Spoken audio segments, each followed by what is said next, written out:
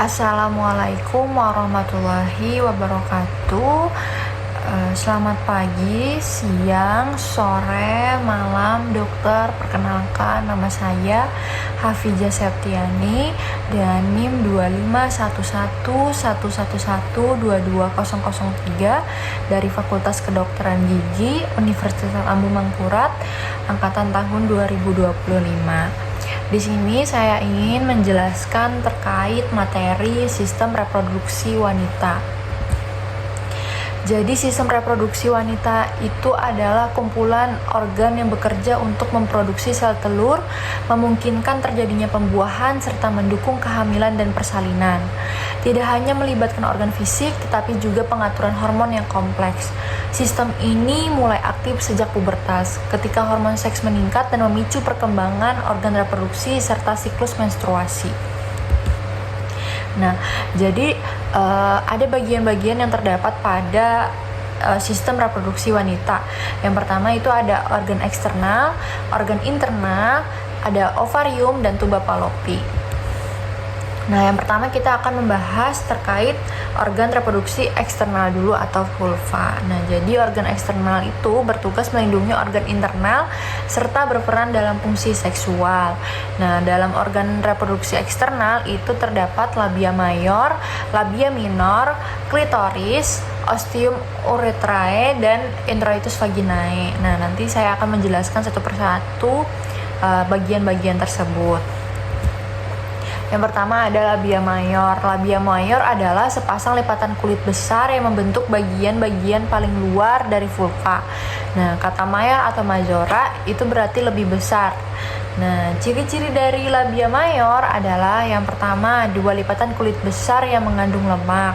Yang kedua, melindungi labia minor, klitoris, dan orifisium vaginae.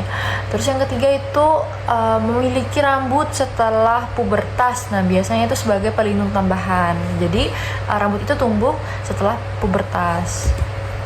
Kemudian ada labia minor. Labia minor adalah dua lipatan kulit tipis yang berada di bagian dalam labia major dan mengelilingi lubang vagina dan uretra.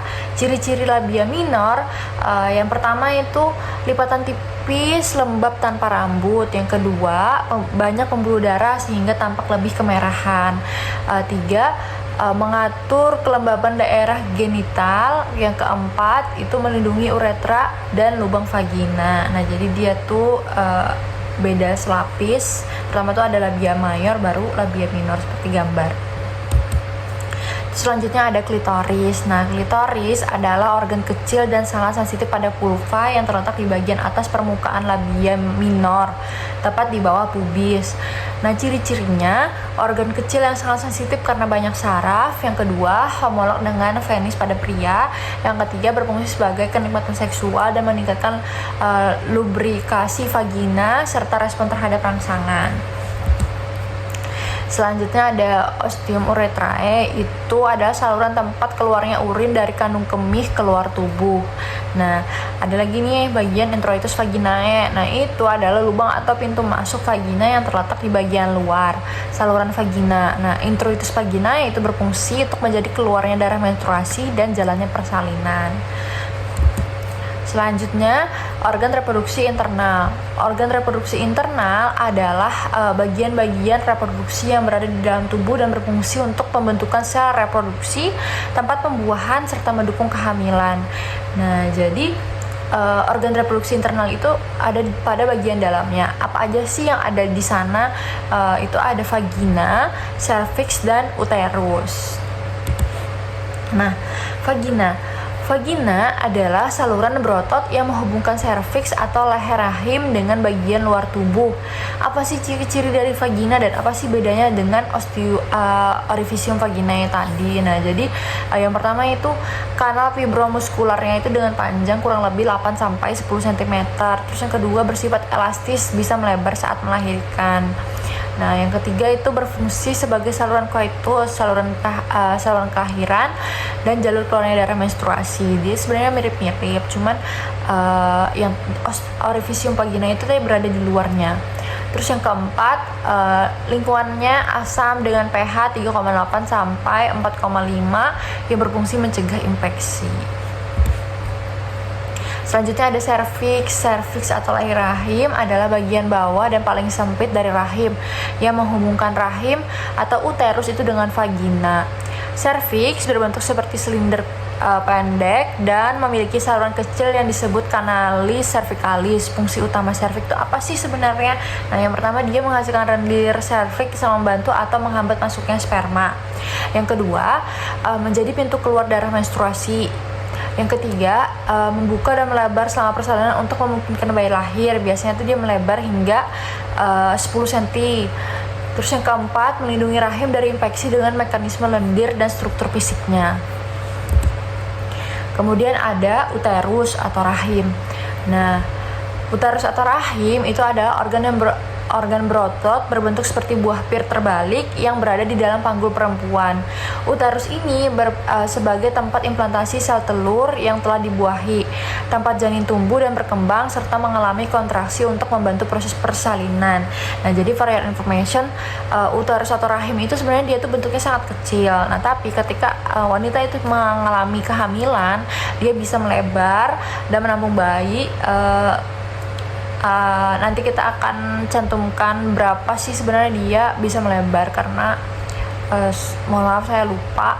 Jadi dia melebar sampai karena dia bagiannya itu dari otot, nah jadi dia tuh kan melebar. Tapi nanti setelah wanita itu mengalami persalinan, nanti dia akan kembali lagi menjadi bentuk normalnya. Nah, fungsi utama uterus itu apa sih? Yang pertama, dia tempat berkembangnya kehamilan. Yang kedua, penghasil kontraksi saat melahirkan. Yang ketiga, mengeluarkan darah menstruasi ketika tidak terjadi pembuahan. Nah, jadi ketika sperma itu ketika rahim itu tidak dibuahi atau tidak terjadi pembuahan pada rahim itu, maka akan terjadilah menstruasi. Tiga, ada ovarium. Ovarium atau indung telur adalah sepasang organ kecil berbentuk oval dalam sistem reproduksi perempuan yang berfungsi untuk menghasilkan sel telur atau ovum dalam proses oogenesis dan memproduksi hormon reproduksi terutama estrogen dan progesteron. Kemudian oogenesis itu yang biasanya terjadi di rahim di indung telur itu oogenesis yang singkat. Nah, jadi ketika wanita lahir itu dengan kurang lebih 1-2 juta oosit primer. Nah, saat pubertas tersisa kurang lebih 300 juta. Kemudian hanya sekitar 400 ovum yang benar-benar matang selama hidup reproduktif. Selanjutnya ada tuba Fallopi. Tuba Fallopi atau oviduk adalah sepasang saluran pipis 10-12 cm yang menghubungkan ovarium dengan uterus.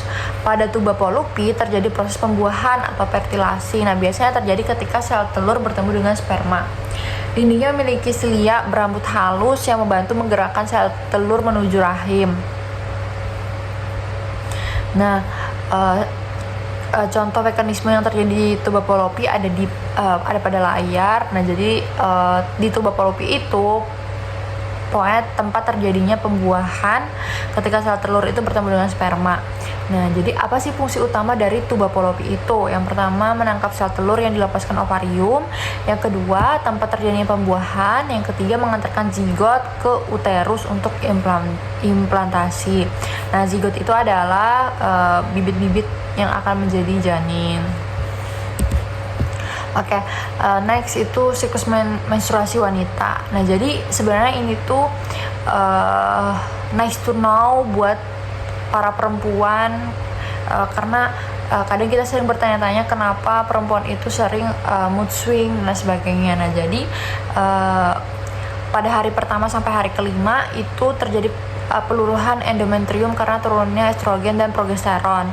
Nah, volume darah yang dihasilkan pada hari pertama dan kelima itu kurang lebih sekitar 50 sampai 100 ml.